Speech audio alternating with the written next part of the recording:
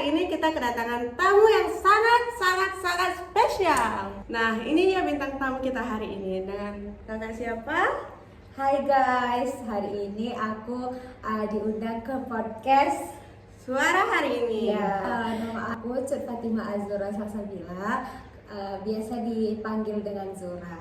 Jadi tema podcast kita hari ini adalah apa? Alasan kamu bisa bangkit. Yes. Jadi langsung aja kak, boleh tahu nggak alasan kenapa kakak itu lebih memilih gap year daripada melanjutkan studi kakak di perguruan tinggi? Oke. Mungkin dari pertama saya akan jelaskan dulu apa itu gap year, dan mungkin kan karena kayak gak semua orang udah tahu itu gap year itu. Nah, jadi teman-teman, gap year itu adalah ketika kita memilih untuk tidak melanjutkan dulu atau menunda terlebih dahulu studi kita pada 1 tahun, 2 tahun atau gimana, berbagai alasan tertentu.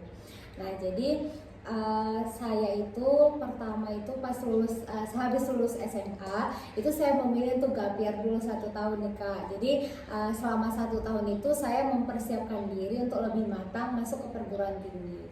Nah, kalau alasannya sendiri kenapa milih gap year, sebenarnya itu di luar kendali saya sih, karena emang gak pernah ada di wishlist saya terutama. Terus kayak udah gimana ya, terus iya pokoknya nggak pernah sempat terpikirkan untuk gap year sih gitu, karena sebagaimana kita tahu ya pasti kalau udah SMA itu pasti langsung kuliah kan gitu.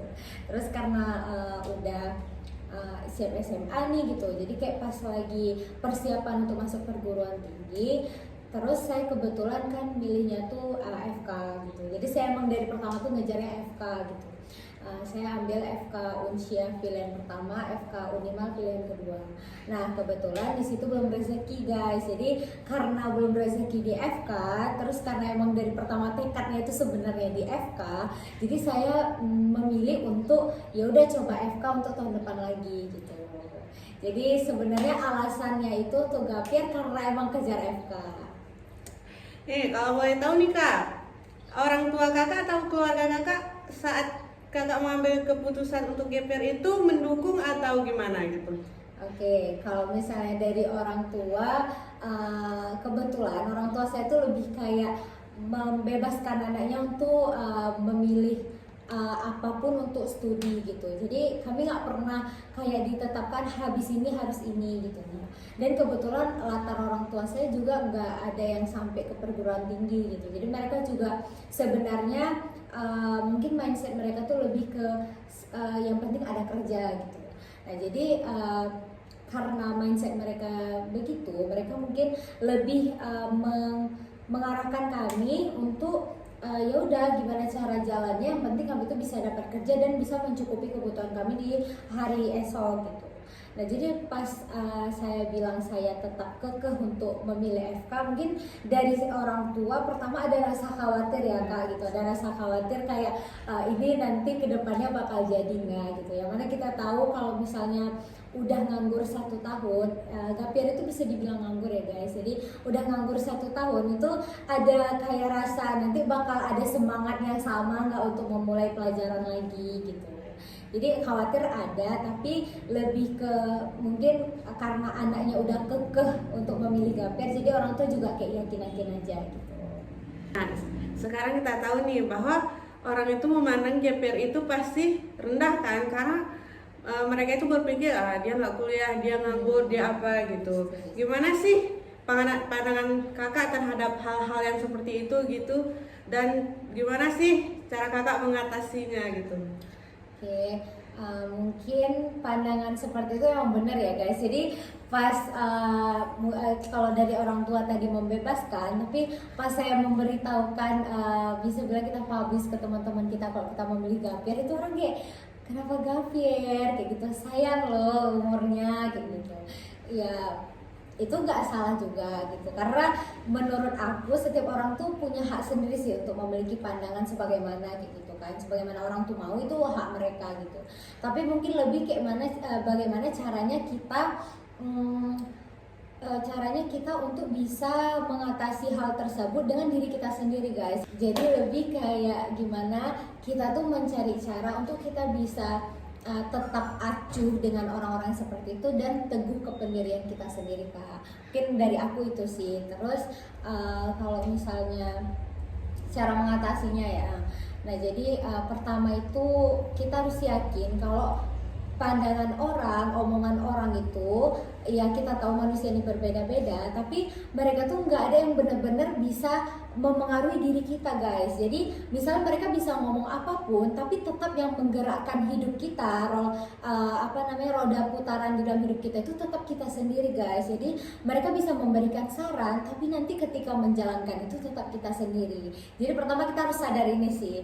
Terus yang kedua tuh lebih ke kita tahu sama kata-kata yang menuntut ilmu tuh nggak pernah membatasi harus gimana umurnya atau gimana gitu, usianya gitu. Kita banyak kok lihat bahkan kayak orang-orang udah tua, bahkan kayak udah sampai kakek nenek tapi masih semangat dalam menuntut ilmu gitu. Kalau melihat seperti itu sebenarnya seharusnya kita malu sih. Kalau dengan umur kita yang segini, emang kita nggak yang semuda teman-teman kita gitu. Tapi belum sampai ke hal yang seusia itu gitu. Jadi kenapa kita harus malu sedangkan mereka aja nggak malu kayak gitu, mereka aja semangat gitu. Berarti kita yang lebih muda dari mereka, kita harus memiliki semangat yang lebih besar nih dari mereka gitu. Terus yang ketiga mungkin fokus sama tujuan atau wishlist kita guys. Ini berhubungan sih sama yang pertama tadi gitu. Kita sadar kalau omongan orang tuh nggak bakal pernah mengubah kita. Sama yang ketiga kita harus fokus, kita terus jadi orang gitu.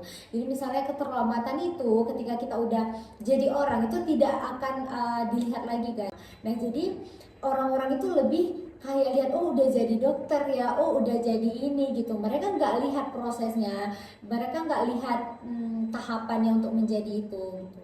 Jadi kita harus sadar itu sih, kalau orang tuh sebenarnya nggak sepeduli itu sama kita. Jadi ya udah kita fokus aja sama tujuan kita untuk mencapai itu dan nggak usah peduli kali apa yang orang omongin gitu.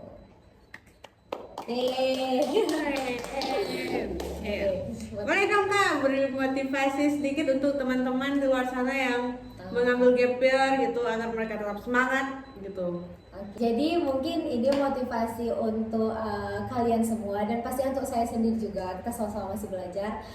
Lebih ke ini sih guys, kita tuh jangan pernah membandingkan diri kita sendiri sama diri orang lain gitu, karena setiap orang itu punya jalan tersendiri untuk mencapai tujuan tersebut. Bisa aja kita sama, aku mau jadi dokter nih, dia juga mau jadi dokter nih gitu. Bisa aja satu tujuan, tapi caranya menuju hal itu tuh bisa jadi setiap orang tuh beda-beda. Mungkin dia orang tuanya lebih kaya gitu, jadi dia bisa dengan mudahnya masuk dokter, masuk FK secara mandiri gitu.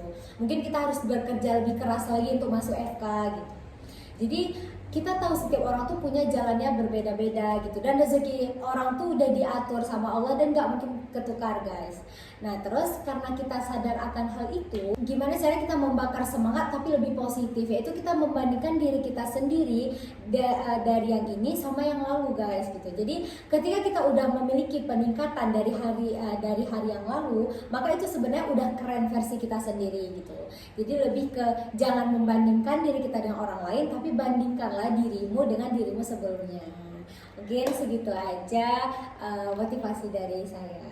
Oke, terima kasih Kak Zura. Mungkin itu adalah penutup ya dari podcast kita hari ini. Semangat kepada teman-teman di luar sana yang sedang menjalani gap year, tetap semangat belajar apapun yang kamu lakukan. Pokoknya semangat lah buat kalian semua. Oke, terima kasih Kak Zura atas kedatangan hari ini. See you guys di episode selanjutnya.